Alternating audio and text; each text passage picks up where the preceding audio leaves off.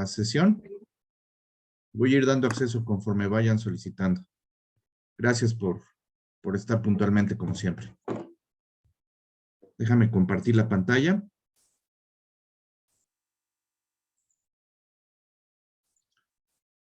¿Se puede ver la pantalla, Isra? Sí. Ok, pues vamos a concluir ya el tema del diagnóstico situacional integral. Vamos a ver rápidamente lo que hay que incluir en el punto del diagnóstico de salud de una división, área o servicio. Y bueno, hay algunos, me voy a ir sección por sección del diagnóstico situacional. Un segundo.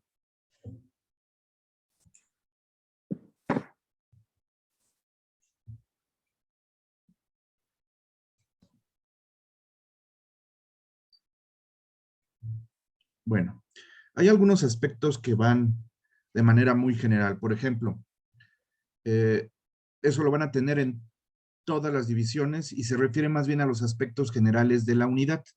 Por ejemplo, el tipo de unidad, el tamaño de la unidad, pueden incluir algunos datos referentes a la ubicación geográfica de la unidad, y donde sí va a empezar a variar es en este punto, el volumen de atención o demanda por área o servicio. Digamos que los primeros datos son iguales, idénticos para todos ustedes.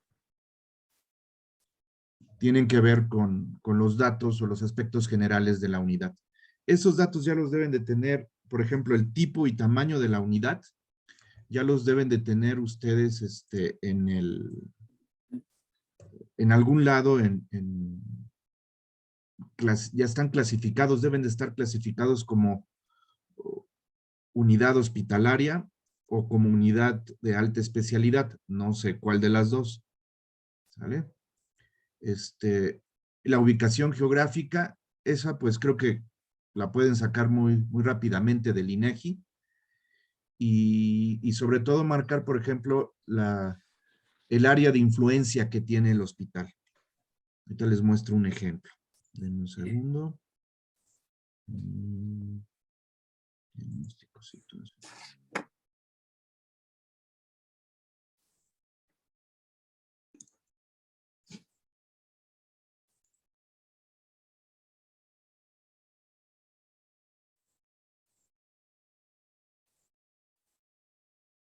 Miren, por ejemplo, podría quedar algo como esto. Un segundo.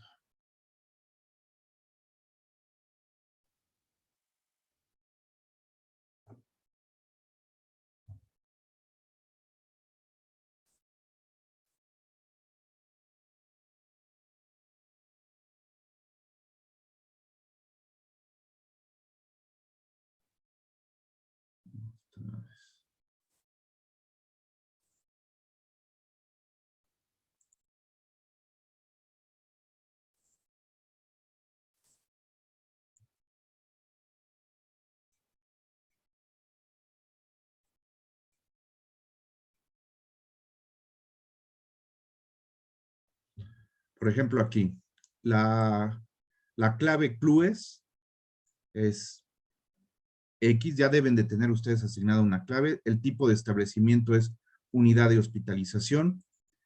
La ubicación de la unidad la pueden sacar de Google o de algún mapa del INEGI,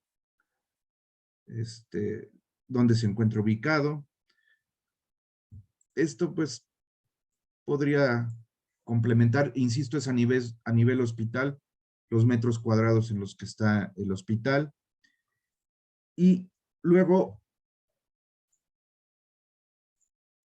viene la parte interesante, el volumen de atención o demanda por área o servicio. ¿Eso de dónde sugiero que lo saquen? De bioestadística. Ellos deben de tener el consolidado, de hecho, con la información que ustedes están proporcionando, ellos deben de llevar un consolidado del volumen de atención y demanda, demanda que ustedes tienen en cada uno de los servicios. Y consolidando eso, también deben de tenerlo por división. Luego viene la parte de la zona geográfica de influencia de la unidad, área o servicio. Y también lo tienen que tener en bioestadística. De alguna manera, ustedes llevan el control de dónde vienen los pacientes, de qué localidades son.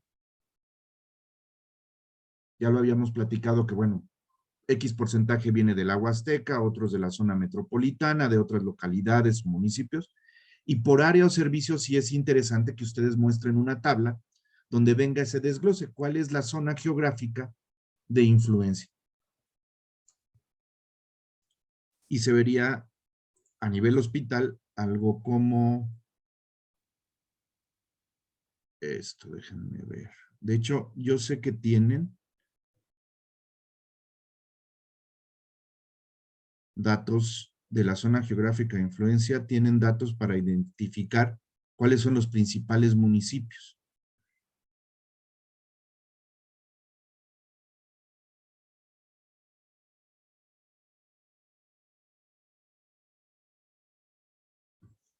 Por ejemplo, consultas por entidad federativa.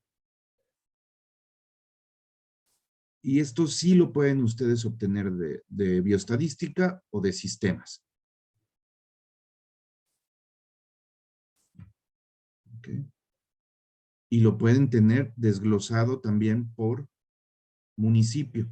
Nada más que hay que checarlo con sistemas.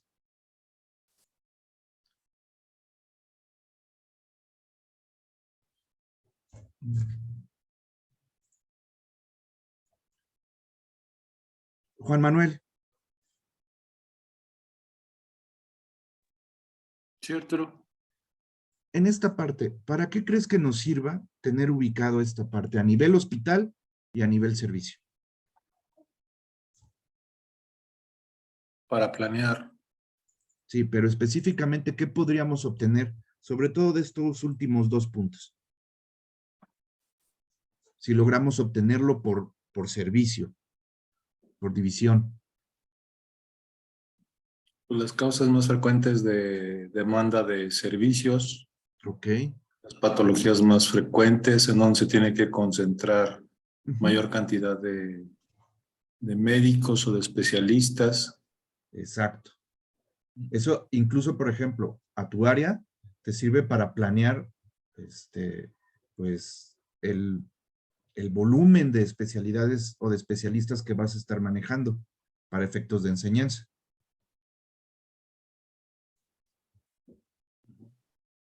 Bueno, luego viene otra sección, factores demográficos, distribución de la población usuaria por edad y sexo. Esto tiene que ser a nivel unidad, área o servicio. Ustedes se van a preocupar únicamente de su área o sus servicios. ¿Okay? ¿De dónde pueden sacar esta información? De bioestadística, de sinergias, del sistema. Sí lo tienen que tener, estoy seguro que lo tienen que tener. Miren, se puede ver el tipo de tablas que podrían ustedes meter aquí, sería esto, algo como esto. Miren, este es un diagnóstico en un área de ginecología, y dice aquí, de enero a diciembre de 2013, la distribución por rango de edad de los pacientes. Arturo, no sé si los demás, pero sigo viendo nada más la que dice factores demográficos. A ver, entonces déjame checar. Dame un segundo. A ver, a compartir la pantalla.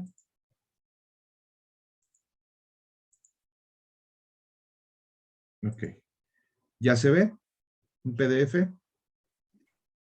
Sí, sí. Ok. Esto es ginecología. Rangos de edad y sus frecuencias de las pacientes ingresadas en el servicio de ginecología en el periodo de enero a diciembre de 2013. Pones tus rangos de edad y el número de pacientes y, bueno, puedes manejar la frecuencia, un porcentaje. Pero con que pongas estas dos columnas, rango de edad y número de pacientes. ¿Vale? A nivel hospital, obviamente, manejan más información donde pueden ver igual rangos de edad. Eso seguro lo tienen. De hecho, copié algunas cosas de algo que nos habían pasado. No sé si recuerden el doctor, Marco, y vienen estos datos en el Sinergias. Entonces, si vienen en el Sinergias, de ahí pueden ustedes solicitar la última versión o ver cómo pueden ir con bioestadística y que les den este consolidado. Lo pueden ver por consultas, supongo que lo pueden ver por ingresos.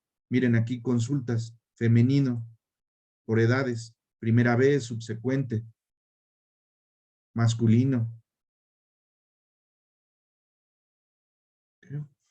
Lo tienen por entidad federativa. Entonces, esa información también es importante manejarla aquí. Y pueden incluirse aspectos de la distribución de la pirámide poblacional. Esto a nivel hospital. A nivel área o servicio, con que pongan ustedes algo como la tablita que les mostré, que es esto, con eso es suficiente. ¿Sí se está viendo, Juan Manuel, los cambios de archivo que estoy mostrando? Sí, sí, sí. Perfecto. Entonces, ¿qué es lo que sigue después de factores demográficos? Los factores socioeconómicos. Aquí es donde yo estoy casi seguro que vamos a tener un poco más de problema, porque no estoy muy seguro de que ustedes, bueno, seguramente el área clínica no levanta ese tipo de información, y no estoy muy seguro de que esté en algún lado. Hay algo que en trabajo social le denominan estudio médico social. Se los había comentado ya en alguna sesión anterior. ¿Qué es el estudio médico social? Ahí hay una definición. Dice, es un instrumento que permite al trabajador social reunir en forma sistematizada los datos y antecedentes necesarios para conocer la dinámica social y familiar a fin de detectar factores de riesgo o factores que coadyuven en el tratamiento del paciente, ya sea a nivel de prevención o rehabilitación. En algunas otras instituciones, por ejemplo, tal es el caso del IMSS, existen incluso procedimientos para realizar ese estudio médico-social y les muestro nada más el tipo de información para que ustedes, ahorita igual y lo comentamos, si ustedes saben que levantan esa información en algún momento y quién lo hace. Por ejemplo, bueno, son los datos generales del derecho habiente, seguridad social, nombre, CURP, unidad de adscripción, el consultorio, el turno, etcétera. Datos generales, estado civil, domicilio, el médico tratante, en este caso un médico familiar o el médico tratante, la fecha en la que el estudio fue realizado. Ellos incluso tienen metas para realizar estos estudios. Objetivo del estudio, los datos del paciente, los datos relacionados con los familiares. ¿Qué ponen, por ejemplo, en datos relacionados con los familiares? Si tienen antecedentes de ciertas enfermedades crónico-degenerativas, si hay antecedentes, por ejemplo, de drogadicción, datos económicos, cuántas personas viven en el domicilio, si es una casa habitación propia, si es rentada, cuántos dependientes económicos hay, etcétera. Las condiciones del hogar, por ejemplo, si se tiene piso firme o no, si hay agua potable, si hay luz, si tienen, por ejemplo, refrigeración para mantener los alimentos, datos complementarios.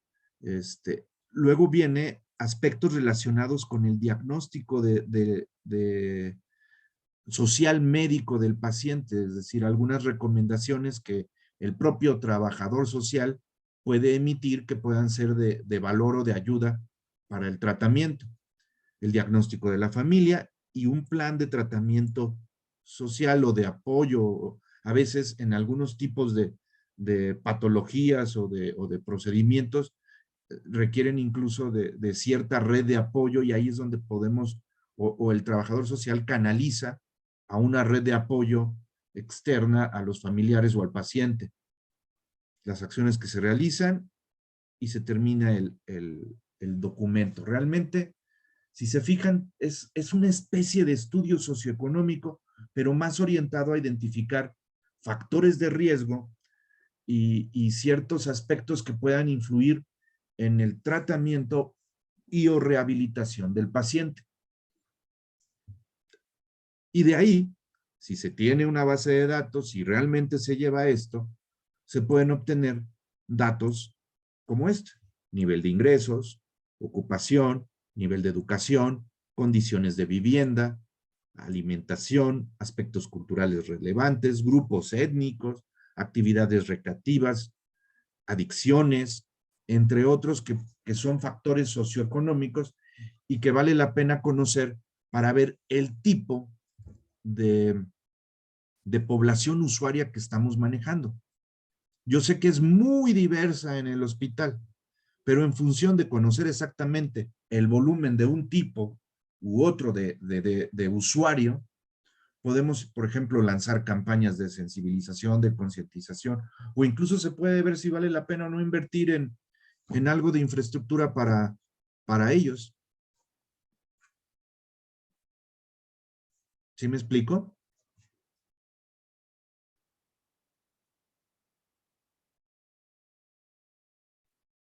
Sí, Israel, sí. no sé si hay alguna duda en este aspecto.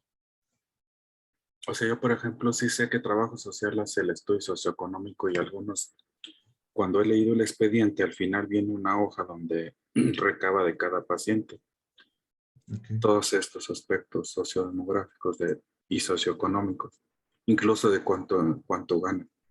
Eso está Pero muy eso bien. lo hace por paciente. Sí, y obviamente, así como ustedes pasan el dato a estadística, quiero pensar que trabajo social lleva alguna base de datos o algo. Y si no la lleva ahorita, ponle que ahorita no se va a poder llenar esta sección, pero se tendría que empezar a trabajar para que esa información, que ahorita tal vez todo el mundo considera irrelevante, se le empiece a dar uso. Por ejemplo, ¿para qué crees tú que esta información es importante, Israel? Pues algunos aspectos tienen que ver con la incidencia de algunas patologías, por ejemplo, el hacinamiento, el que convivan todos en una sola habitación, algunos aspectos que pueden adaptarse desde el punto de vista de indicaciones médicas a su nivel cultural o, Ujú. o a su nivel de escolaridad para que pueda entender lo que el médico le quiere transmitir en realidad. Exacto. Incluso si lo quieres ver hasta para efectos de enseñanza o capacitación. No sé si estés de acuerdo conmigo que una persona que vive en la zona metropolitana con un nivel de clase media, nada se va a parecer su formación, su nivel de educación, su nivel de interacción con una persona que a lo mejor no tiene la primaria terminada y vive en la sierra, en la Huasteca Potosina. Son dos usuarios que seguramente tiene el hospital, pero con condiciones culturales y socioeconómicas diferentes. Y como bien dices, se puede dar cierto enfoque, cierta orientación para ayudar. Ahora, desde el punto de vista individual, creo que la información es importante y se puede empezar a explotar en cada expediente, incluso para ver, por ejemplo, si das de alta a un paciente, cómo le van a hacer para llevarse a su paciente. ¿Estás de acuerdo o no? Sí, en las condiciones que tengan para trasladarlo. Exacto. Ahora, desde el punto de vista global, que es lo que aquí se busca, plasmar en este documento, pues saber el volumen o el porcentaje de pacientes, de dónde provienen, cuál es su nivel de educación, su nivel de ingresos, sus condiciones de vivienda, alimentación. ¿Para qué? Para saber más o menos el tipo de población que estamos atendiendo. Por ejemplo, hoy por hoy, yo sé que tienen la idea, incluso el gobernador ha estado diciendo, que una vez que se muden al nuevo hospital todos los servicios, se va a ver la manera de aprovechar este, la infraestructura del hospital viejo para tratar de crear una especie de albergue. ¿Estás de acuerdo? Algo así como. Al menos lo ha mencionado en sus redes sociales. Ok, suena muy bien. ¿Y qué pasa si después de hacer un análisis resulta que el grueso de la gente tiene las condiciones económicas para poder dormir en algún otro lado, pero no lo hacen por cuestiones de cultura o de educación. Porque no se quieren, muchos de ellos podrían irse a un hotel, pero no se quieren separar de sus pacientes, ¿estás de acuerdo? Ujú. Y están allá afuera esperando a que les den informes. A veces se duermen en la camioneta, Sí, y es una buena camioneta, ¿cierto o no? Entonces, para eso sirve, para tratar de ver un poco qué tipo de población usuaria y hasta cierto punto adaptarnos a las necesidades, a los requerimientos, a la comunicación que requieren este tipo de usuarios. Y creo que es interesante conocerlos. O sea, sí los podemos intuir, sí los más o menos saben ustedes cómo funciona y el tipo de pacientes que reciben, pero no hay como tener estadísticamente esa información. ¿Okay? No sé si queda alguna duda aquí, Israel.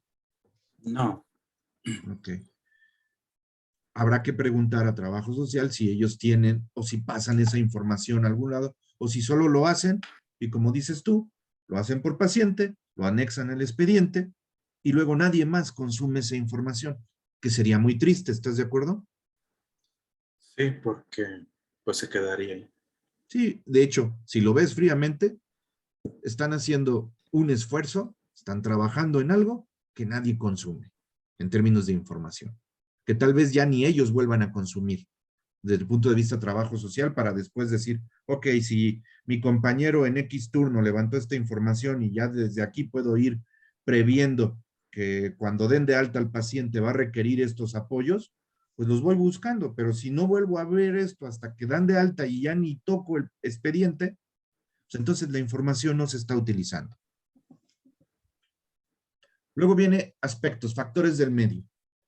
Medios de transporte, ¿de dónde lo pueden obtener también? De los estudios sociales médicos o las entrevistas que hacen las trabajadoras sociales a los familiares o pacientes. ¿De dónde vienen? ¿Por qué medios de transporte? ¿Cuáles fueron las rutas o los recorridos o los tiempos? Es lo más importante. ¿Cuánto tiempo tardan en moverse para un recorrido, para ir a sus casas? No sé si les ha tocado o han visto alguna vez que alguien les dice, necesito que traiga sus papeles para poderlo dar de alta. A veces,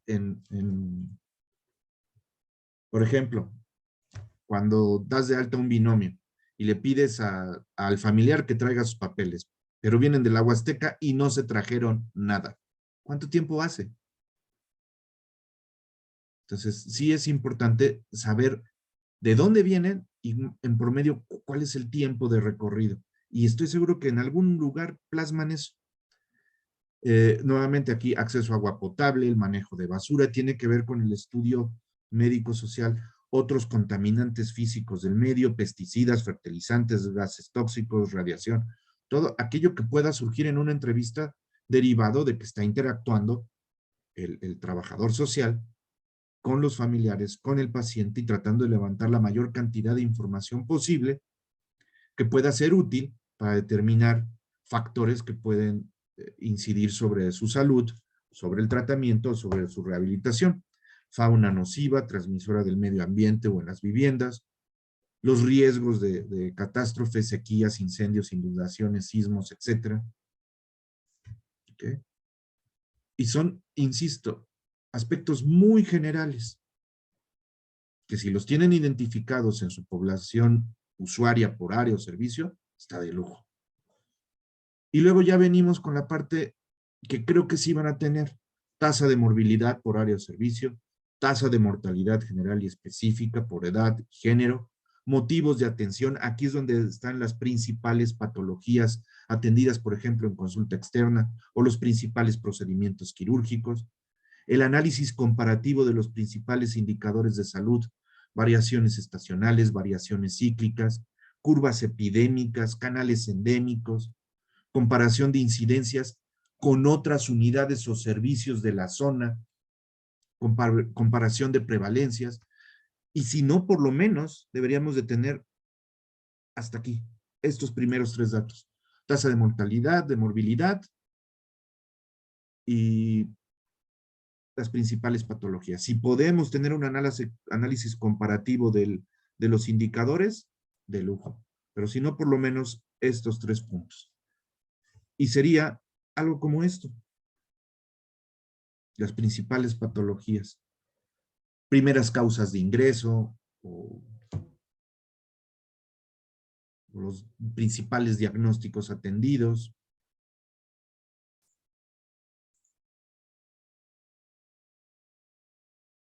Y por último, pues viene identificar retos, pero no son retos administrativos como en el otro diagnóstico que es el administrativo operativo. Aquí son más bien retos de salud pública.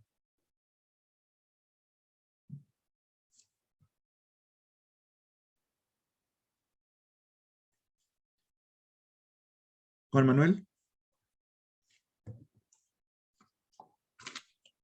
Sí, Arturo. ¿Qué crees que podríamos poner aquí como reto de salud pública de un área? Por ejemplo, ginecología. ¿Qué pondrías tú?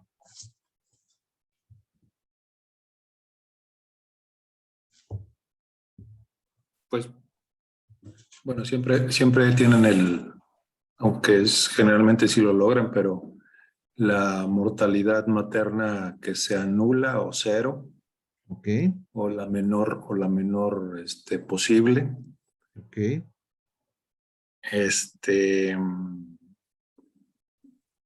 Por ejemplo, en diagnóstico ginecológico también, aunque es más bueno, como es un hospital de segundo o tercer nivel, creo que aplica mucho lo de la mortalidad materna, porque llegan las pacientes pues ya ahí complicadas y hacen todo lo que tienen los especialistas de ginecobstetricia para que no fallezca. Okay. Ni ella ni por ejemplo, los bebés, ¿no? Los recién nacidos. Productos, sí. Eso está perfecto. Ese sería uno de los principales retos. Siguiendo con el tema de ginecología, ¿qué otras cosas se pueden hacer a nivel de salud pública? Porque ustedes pueden intervenir. Digo, la principal razón es atender a la mujer y que no exista un incidente más que agregue a la tasa de mortalidad, ¿no? O que contribuye a la tasa de mortalidad. Ok. Es difícil lograr el 0, pero todo mundo lo persigue. ¿Estás de acuerdo? Sí, claro. Y lo que hay que tratar es que no sea por causas imputables a una mala gestión o a una mala atención la mortalidad. Si es por otros motivos, pues no pudimos hacer más, ¿no? Pero ¿qué más se puede hacer ahí? Pues, Manuel, por ¿estás ejemplo, ahí? Sí, ahí están los especialistas. Manuel, ¿qué más se te ocurre que se puede hacer ahí? Que también es un reto, que a lo mejor no lo ven ustedes. Miren, en los hospitales estamos muy acostumbrados a ser curativos. ¿Estás de acuerdo, Manuel? Así es. Y nos olvidamos un poquito de que también hay acciones Preventivas. que podemos disparar y que no necesariamente tienes que hacer tú o tus residentes, pero que hay otras áreas dentro del hospital que sí podrían estar chambeando. Por ejemplo, la adopción de métodos anticonceptivos de una mujer joven de 20 años que tiene 6 partos. Quiere decir que empezó muy chiquita y que ha ido año tras año, ¿no? Y que ya es de alto riesgo, y que este último ya es de alto riesgo.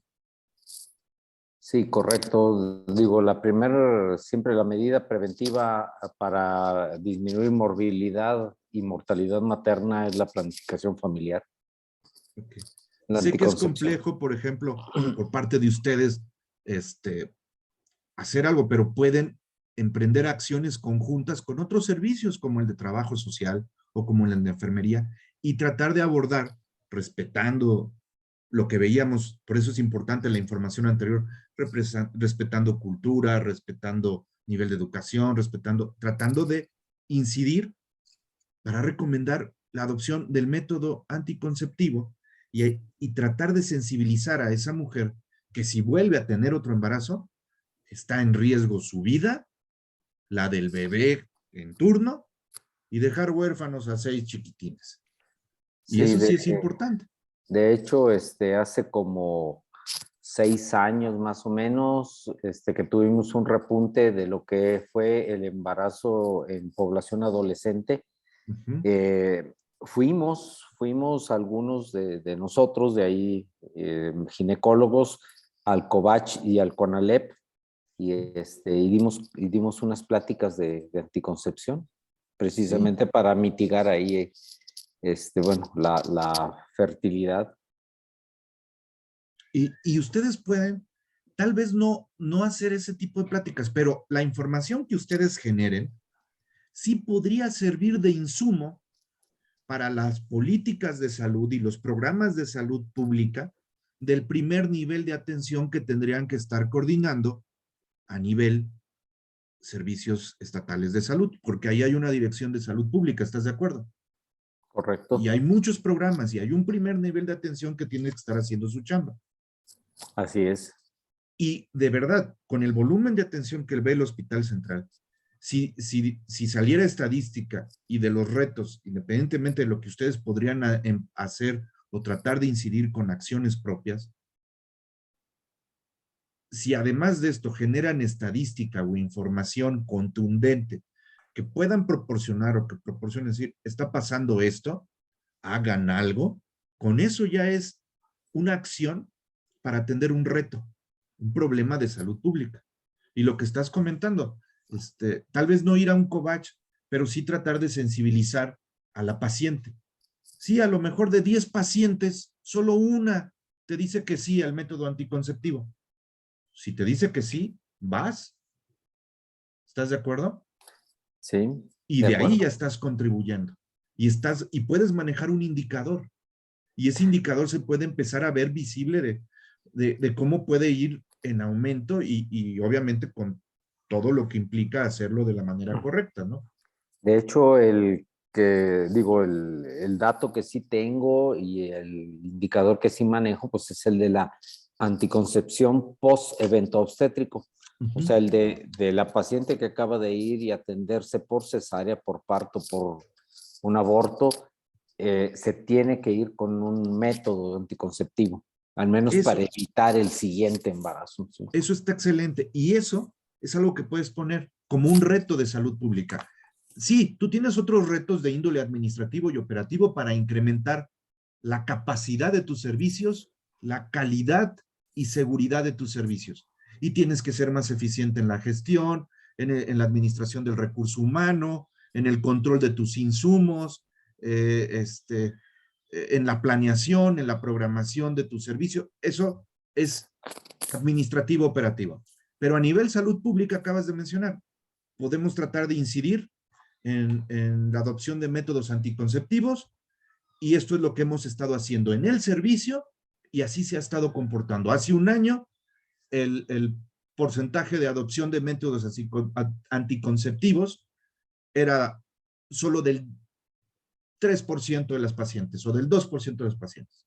Hoy hemos logrado llegar al 6, al 7% con estas acciones concretas que hemos logrado implementar en apoyo o en coordinación con enfermería, con trabajo social y que nuestros propios médicos están ejerciendo. Labor de sensibilización, de proporcionar información a las pacientes. Y es un impacto brutal que además puedes cacarear como un área que está haciendo su chamba, no nada más de atender a la paciente, sino, como dices tú, prevención, y eso es salud pública. Y como tú, hay otras muchas áreas, otras divisiones que pueden tratar de hacer algo. O sea, hay muchos retos en salud pública, no los vamos a resolver todos, pero sí hay que identificar y jerarquizar cuáles podemos tratar de incidir. Correcto. Campañas, lanzar alguna campaña. Obviamente, los retos son pues las cosas que estamos encontrando en función de la morbimortalidad y los principales padecimientos que estamos atendiendo en los principales servicios, pues vamos a tratar de hacer algo, ¿no? Por ejemplo, traumatología y ortopedia. No sé, ¿cuál es el volumen, por ejemplo, de adultos mayores con fracturas de cadera o fracturas que han atendido por caídas en los últimos meses? Pero ahí también hay algo de salud pública y un dato que sí podríamos obtener para ver qué podemos hacer, porque a lo mejor es recurrente o el volumen de pacientes de este tipo está aumentando. Otra vez, hay algo que está pasando ahí y que tenemos que hacer algo, pasar el dato a los servicios de salud a nivel de Dirección de Salud Pública y también nosotros tratar de sensibilizar, ¿no? Entonces, muchos de estos retos funcionan o son como un boomerang. Si no los atendemos, estamos como provocando que regresen constantemente a nosotros estos pacientes. Porque no tratamos de atender o incidir sobre los factores determinantes en salud, la raíz de estos problemas de salud pública, ¿no? No los vamos a resolver todos, pero sí es cuestión de identificarlos. Y creo que sí es importante que cada uno de ustedes, en sus respectivas áreas, identifique esto. Y traten de coordinarse. Yo sé que ahorita lo crítico a lo mejor es el otro diagnóstico, el administrativo operativo, para tratar de mejorar servicios, por la organización, la atención, la calidad, la seguridad del paciente, ver cómo utilizamos lo mejor posible el escaso recurso que tenemos para operar, pero en algún momento tenemos que atender también los problemas de salud pública y coordinarnos como hospital, como servicios, como divisiones, para tratar de ir incidiendo en esos problemas. Y eso es lo que va aquí, básicamente. Y con esto, señores, concluimos lo que es un diagnóstico situacional integral. La idea de un diagnóstico es que cada servicio haga su diagnóstico para que luego ustedes consoliden la información en su división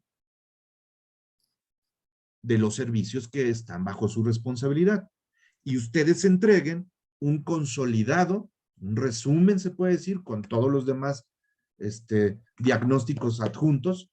¿A quién? A la dirección médica, para que la dirección médica pueda hacer el consolidado o el diagnóstico situacional integral para el hospital, en conjunto con el director general, en conjunto con la directora administrativa, que por el lado de la dirección de administración también hay diagnóstico situacional. Si bien ahí el diagnóstico para nada tiene que ver con el diagnóstico en salud, se parece más al diagnóstico administrativo operativo y cada área tiene aspectos que diagnosticar. Por ejemplo, en lo que es mantenimiento, pues tienen que ver qué onda con sus equipos, con las garantías, con los mantenimientos preventivos, con las pólizas, con los servicios que han tenido, con los indicadores. Uno de los más importantes indicadores que debe de cuidar un área de mantenimiento de equipo biomédico es la disponibilidad del equipo, porcentaje de disponibilidad de cada equipo biomédico. En cada equipo biomédico tiene que tener su indicador. Y de manera global, a nivel el servicio de mantenimiento de equipo, puede tener un indicador global que indique el porcentaje de disponibilidad de los equipos biomédicos en el hospital. En estricta teoría, el equipo debe de estar siempre disponible. ¿Están de acuerdo? Porque en un quirófano, si falla un equipo biomédico, tenemos problemas. Se cancelan cirugías o se difieren cirugías. O si nos agarra en plena cirugía, tenemos un problema. Y más si no tenemos un equipo, por ejemplo, de soporte o repuesto. Entonces, son cosas muy específicas que ya las áreas administrativas tienen que estar analizando y diagnosticando, y cuando se integra el diagnóstico del hospital, viene todo eso. Es la fotografía, es la radiografía de la situación actual que tiene el hospital. Hoy sabemos que tiene un buen de broncas, pero específicamente no podemos decir a qué nivel cada una. Y perdónenme, pero si nos migramos al nuevo hospital central así como estamos, nos vamos a llevar muchos de esos problemas sin ser atendidos o sin ser contemplados. ¿Están de acuerdo o no? Y podemos estar en una unidad nueva arrastrando problemas o retos de la unidad anterior. Y de hecho así va a pasar. Ahora, pues ok, nos vamos a migrar y nos vamos a traer estos problemas. Ok, pues nos vamos a llevar los problemas que nos tengamos que llevar, pero lo que debemos de tratar es que estén identificados, que estén priorizadas las necesidades, que estén incluso tal vez presupuestadas para que nadie esté estimando nadie ajeno al central esté estimando lo que ustedes necesitan. ¿Sí me explico? Porque alguien ajeno va a decir, pues necesitan esto. No, no necesitamos esto. Es más urgente esto otro. Y eso es lo que debemos de tratar de hacer con los diagnósticos situacionales. Tratar de decir qué nos duele, qué nos hace falta, qué necesitamos, dónde estamos parados y qué necesitamos para tener un mejor desempeño como servicio, como área, como división, como unidad. Para eso sirve el diagnóstico situacional. Si en su momento tenemos esa información, es más difícil que nos den lo que quieran. No digo que nos vamos a blindar totalmente, pero es más difícil que digan, pues ahí les mando esto para ver si les sirve. No, dame lo que necesito. Nuevamente comento, en la inauguración que se hizo del servicio de urgencias, y que por ahí anda el video, el gobernador dijo que van a inyectarse no sé cuántos millones de pesos este año, ¿cierto o no? Dijo 100. Y es mucho dinero. La pregunta sería, ¿en qué? ¿Cuáles son realmente las prioridades en equipo, sobre todo en equipo y en recurso humano, que tenemos ahorita para que el hospital funcione mejor? ¿Y eso de dónde lo van a sacar? De un diagnóstico. Y si no tienen diagnóstico, la única forma o de donde lo van a sacar es suposición y algo de sentimiento, ¿cierto o no? Y quien lo va a sufrir en un momento dado van a ser ustedes, porque van a decir, ok, nos dieron 100 millones de pesos, pero necesitamos más de 100. Oye, pero ya te di 100. Sí, pero me diste cosas que realmente sí necesito, pero no con la urgencia que necesito otras cosas. ¿Sí me explico?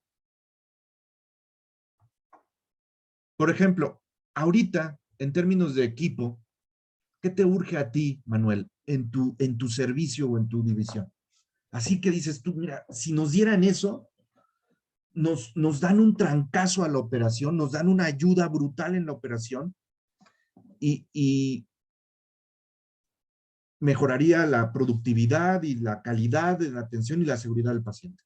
Debe de haber algo que requieras. Un equipo de ultrasonido. Un ultrasonido. Sí. ¿Sale? Sí. Eso estaría maravilloso.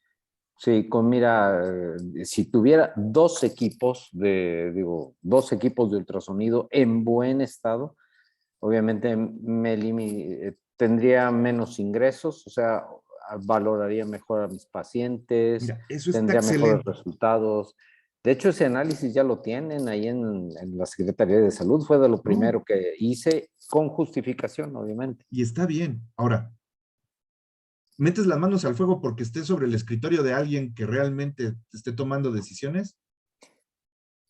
Sí está en el escritorio de quien toma decisiones. Bueno, eso espero. Ya Y está que en no el se escritorio. traspapele. Ahora, el punto es, qué bueno que lo tienes. Ahora, si lo refuerzas y lo metes en el diagnóstico, todavía más y mejor. Porque esas son cosas que necesitas. De hecho, si te acuerdas, está en el diagnóstico situacional de la parte administrativa operativa. ¿Qué equipo tienes? ¿Qué equipo deberías tener? ¿Y cuál es la diferencia y qué te hace falta? Y ahí le agregas esto que estás diciendo. Y fíjate lo importante, dices, 2 equipos disminuiría el ingreso. ¿Por qué? Porque diagnosticaría mejor a los pacientes, lo que va a afectar directamente a los ingresos. Van a ingresar únicamente las pacientes que realmente lo necesiten, no todos. Ahora, ¿qué pasa si en lugar de darte 2 equipos de ultrasonido, te doy 10 camas más? No, pues optimizarías más todavía. No, que no te doy los equipos, pero te doy 10 camas más. No, pues está peor. está peor. No digo, oye, pero pues es para que tengas más espacio para tus ingresos. Digo, no, lo que necesito son, no me des más camas con las que tengo. No me Te ayuda. catafixio, como diría Chabelo, te catafixio las camas por 2 equipos de ultrasonido. No es lo que, no me ayudaría. Exacto, entonces es lo que tenemos que tratar de hacer y de poner en el diagnóstico. Ahora, si lo entregaste hace 6 meses, hace un año, lo vuelves a entregar en el diagnóstico.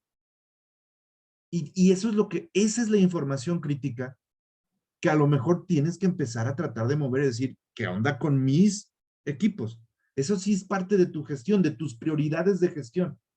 Un equipo, denme un equipo, necesito un equipo, necesito. Hasta que te digan, deja de estar molestando con tus equipos. Ahí está, aunque sea uno. Perfecto, gracias. Me falta otro, me falta otro, me falta. Ay, ya, deja de molestar. Eso es lo que hace falta. Eso es lo que, y otros servicios, otras divisiones van a tener equipos similares o necesidades similares. Si me das esto, me ayudas.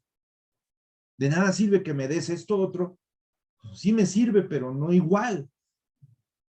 Porque hay que priorizar. Hay urgencias, si así lo quieren ver. No me gusta el nombre en la administración de urgencias, pero hay requerimientos más importantes. En lugar de decir urgentes, digamos más importantes. Requerimientos prioritarios que deben de estar plasmados en sus diagnósticos, que deben de estar justificados, que debe de haber una relación coherente para que sea evidente cuál es la situación real. El diagnóstico situacional es una radiografía de su servicio, de su división, de su unidad. Y de verdad, entre mejor esté el diagnóstico situacional, entre más explicado, entre más información como la que me estás comentando, que aparte de que metas tu inventario de equipo, pongas tus necesidades de equipamiento y lo justifiques como me lo comentabas de si tenemos tanto equipo más, se disminuye en tal porcentaje el ingreso, lo que incrementa en tal porcentaje la posibilidad de cobertura de la demanda y mejora la calidad de la atención y la seguridad del paciente, es más difícil que alguien lo refute o que no lo vea. Porque además, sí es importante el otro documento que quizás mandaste, pero esto, si está incluido en el diagnóstico del hospital, es el diagnóstico, es un documento incluso formal que debe de tener el hospital como parte de su planeación. ¿Sale? Entonces, con esto damos por concluido el tema del diagnóstico situacional.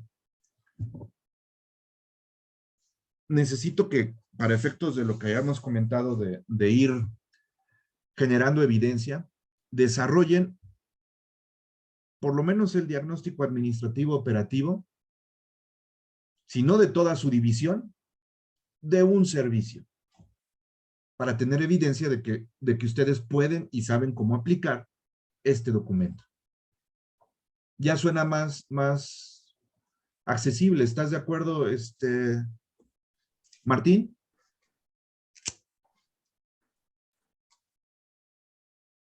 Martín, ¿estás ahí?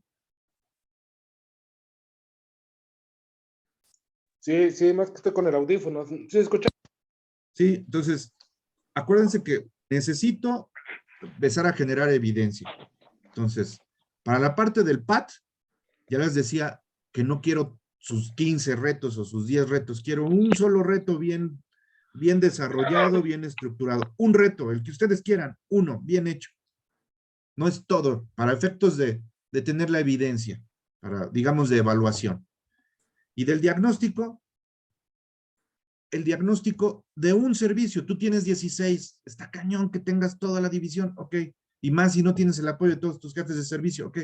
Agárrate un servicio, el que te sientas más cómodo y desarrolla el diagnóstico administrativo operativo, ni siquiera el de salud, el administrativo operativo, que es la parte crítica que como administrador o líder del servicio, líder de la división, debes de tener en cuenta. Recursos e infraestructura, servicios y capacidad instalada, los procesos que en ese servicio existen, cuáles son los indicadores del servicio, la situación financiera del servicio, y la parte de calidad y seguridad y los retos del servicio. Ya no es de todos los servicios, es de uno. ¿Te parece más accesible eso, Martín? Sí, sí, digo que sí es más viable. Y eso va para todos, que traten de aterrizar eso a nivel de un servicio. Y ojo, en algún momento, y vuelvo al punto, se los van a pedir, así como les pidieron, necesitamos su manual de procedimientos actualizados, les van a decir, necesitamos su diagnóstico situacional actualizado. Entonces, empiecenlo a trabajar. A mí me cumplen con uno, pero empiecenlo a trabajar. No empiecen el 2023 sin tener un diagnóstico situacional real de toda su división y sin tener un programa de trabajo para el 2023. Porque si empiezan el 2023 sin diagnóstico situacional y sin plan o programa de trabajo, el 2023 va a ser igual que este. Y yo no digo que no va a haber bomberazos, que no va a haber incidencias, que no va a haber cambios de jugada que vengan directamente de los servicios estatales de salud. Sí, les van a cambiar la jugada una que otra vez. Pero ustedes mismos se van a sentir más cómodos si tienen un plan de trabajo y algo que les sirva de guía para ir ejecutando el 2023 y que incluso digan ustedes, bueno, si ya me cambiaron la prioridad, pues entonces dejo de hacer esto y subo este otro plan y este otro reto, me voy a tardar en analizarlo, pero lo voy a incorporar a mi plan quitando estos dos. ¿Por qué? Porque no puedo hacer más. No empiecen el 2023 sin un programa de trabajo, es mi humilde recomendación. Empezar sin un plan o programa de trabajo solamente es darle continuidad a lo que ha estado sucediendo, que es, en lugar de tener una administración proactiva, preventiva, que resuelva los retos conforme se van dando, pero de una manera profesional, lo que vamos a tener es una administración reactiva en los servicios. Es decir, vamos a seguir resolviendo las broncas del día a día sin atacar sus causas raíz. Por lo tanto, esos retos o problemas van a seguir siendo de manera recurrente y nos van a fastidiar porque nos van a estar dando lata y no los vamos a lograr eliminar porque no estamos atendiendo los problemas de raíz. Para eso es el programa o el plan de trabajo. A partir de la semana que entra vamos a empezar con un nuevo tema. Dejamos de ver el diagnóstico, dejamos de ver la planeación. Y vamos a ver algo que tiene que ver con la organización y el control de gestión. Los controles, la organización, cómo vamos a ir, se puede decir, controlando y al mismo tiempo reorganizando y tomando acciones concretas en nuestras áreas, en nuestros servicios, para generar resultados. Básicamente lo que vamos a estar viendo tiene que ver, o se llama control de gestión, y tiene que ver con lo que les van a estar solicitando de Contraloría Interna y lo que seguramente ya les están demandando en estos comités o las juntas de gobierno cuando ven algunos indicadores, acciones, que si los riesgos, que si tus controles, que si tus acciones, esa palabrita que a mí no me gusta, pero que le asocian al control de gestión el ser resolutivos. ¿Sale? Pues a partir de la semana que entra empezamos con el tema de control de gestión. ¿Sale? Y como tal, solo les quiero pedir que investiguen en Google qué es control de gestión. Y si quieren ponerlo, control de gestión en hospitales o control de gestión en servicios de salud. Para que lleguemos ya con algunas definiciones el martes. ¿Les parece? Sí, de acuerdo. Está bien. Pues Está bien, muchas doctor. gracias por su tiempo. En un rato más o mañana temprano está este video disponible y nos vemos el martes. Mañana les mando la invitación, ¿vale? Gracias. Gracias. Buenas Gracias. Descansen, muchas gracias. Gracias. Gracias.